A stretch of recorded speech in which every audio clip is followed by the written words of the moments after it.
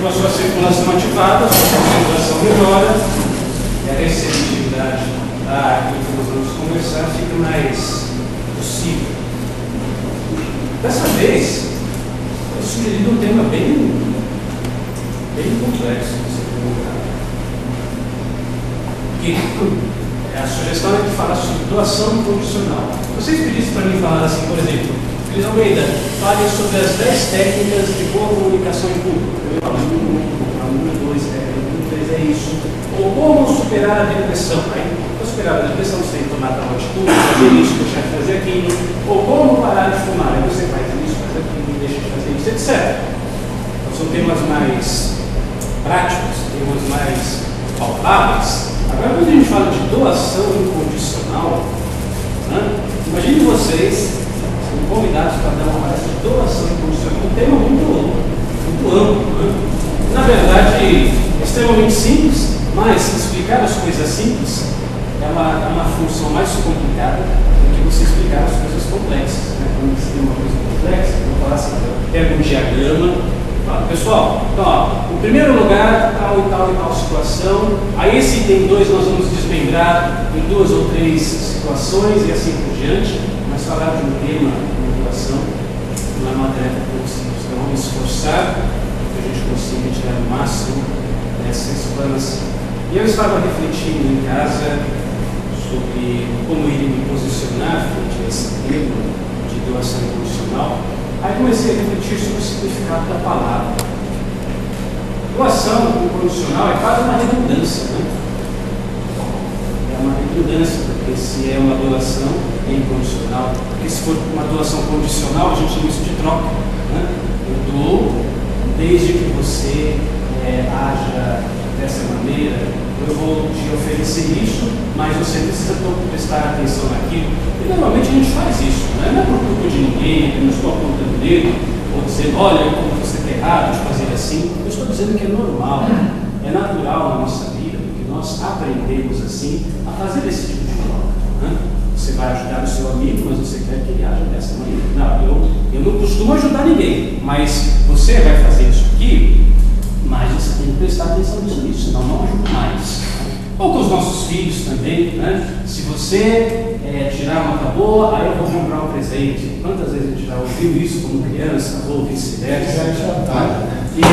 É uma doação condicionada. Eu vou te oferecer algo, né?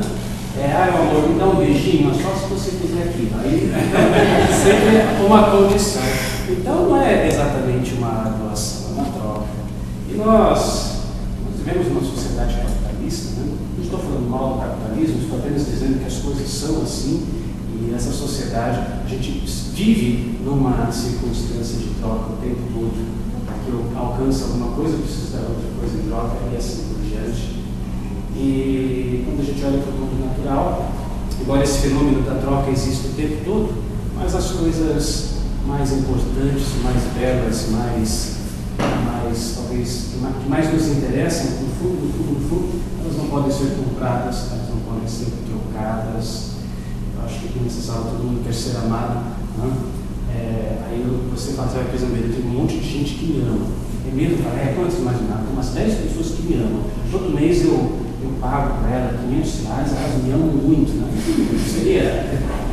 Isso não é amor, se você está pagando para receber um amor, isso não pode ser chamado de amor. Então, o amor não pode ser comprado. Né? Ela me ama, mas desde que eu pague isso. Ou, então, você diz assim, por exemplo, consideração, né? Você fala assim, eu sou eu estou fluindo as ideias aqui nesse momento, eu sou um professor, um palestrante, e quando eu termino as minhas apresentações, né, tem sempre um grupo lá na frente que aplaude, que vibra, que solta purpurina, né, que gosta do que eu falo, e no final eu pago R$200 para cada uma delas, para elas fazerem essa festa. Então, não é uma apreciação verdadeira, você tem aquele reconhecimento, mas você sabe que é falso, né? Isso não é tão absurdo assim, a gente vê isso o tempo todo. Os artistas que fazem sucesso na televisão, na verdade, eles estão sendo pagos para isso, né? Aquela música de sucesso que está tocando, ou é o próprio artista que bancou para tocar aquela música que tem sucesso, ou é a produtora. No fundo, o sucesso está na mão daquelas pessoas que que 2 ou 3 ou 4 lá da mídia decidiu que faria um sucesso, vamos pôr esse cara agora aqui, vamos pôr o Cláudio Gomes agora, né? Vai ser um grande sucesso da parada, né? Ele vai ser o pop do momento, né? Vai ser, e aí todo mundo vai começar a ouvir o Cláudio Gomes, vai gostar dele, porque 3 ou 4 pessoas estão financiando ele e vão gostar dele, vão achar que é o máximo ouvir agora o Cláudio Gomes, quando na verdade isso não é verdadeiro. Então, isso a gente não quer. Acho que se vocês estão num trabalho como esse, de busca por um resgate do valor da vida, ninguém de vocês está interessado nisso. Né? Esse tipo de sucesso comprado é muito transitório, passageiro, ele não faz absolutamente nada pela sua psicologia, porque você sabe que é falso. Ser amado, mas ser amado com condições, né? Eu gosto de você, ser você agir assim. E isso não se aplica só às prostitutas, viu? Todos nós nos prostituímos o tempo todo. Né? Você tantas vezes, você condicionou as suas ações para ser aceito por outras pessoas. Às vezes isso se dá até pelo fenômeno da imitação. Né? Agora, eu pena que eu não tenho pente aqui. Se eu quisesse ficar na moda, eu pentearia meu cabelo assim, né? Aí eu ia ficar muito legal, todo mundo ia gostar mais de mim, porque o meu cabelo, como é que chama? Ia ficar com o cabelo assim, aí todo mundo ia gostar de mim. Na verdade, vocês não estão gostando de mim, é porque eu vi que uma determinada pessoa que tinha o cabelo assim, todo mundo aplaude, todo mundo gosta dessa pessoa. Eu quero tanto ser amado, eu quero tanto que as pessoas gostem de mim, então eu vou ficar assim também. Quem sabe eu tenho o mesmo apreço, né? O mesmo carinho, a mesma admiração. Se deu certo para ele, né? Vai dar certo para mim também. Isso é falso. Ninguém está realmente, pelo menos num grupo como esse, está interessado numa situação como essa. O amor, o reconhecimento, o sucesso, o sentimento de que você é considerado só vale a pena quando é verdadeiro, quando é artificial, isso não nos interessa. Então toda doação, ela necessariamente vai ser incondicional. Se você estiver se doando, eu me lembro agora de uma frase de George Gurdjieff, filósofo greco-armeno, dizia uma coisa mais ou menos assim, a respeito de fazer o bem para as outras pessoas. Você diz assim, eu quero ajudar as pessoas, eu quero contribuir para as outras pessoas, eu quero fazer algo de bom para a vida delas. E até ele é da época da Revolução Comunista, já deu uns 200 anos atrás, mais ou menos, e ele falava assim, as pessoas estão muito preocupadas com o sentimento cristão, com a doação, e blá, blá, blá, blá, blá, mas se elas olhassem a psicologia delas, o seu íntimo, aquilo que elas realmente são, e se elas descobrissem o que elas realmente são, elas não teriam essa intenção de ajudar as pessoas.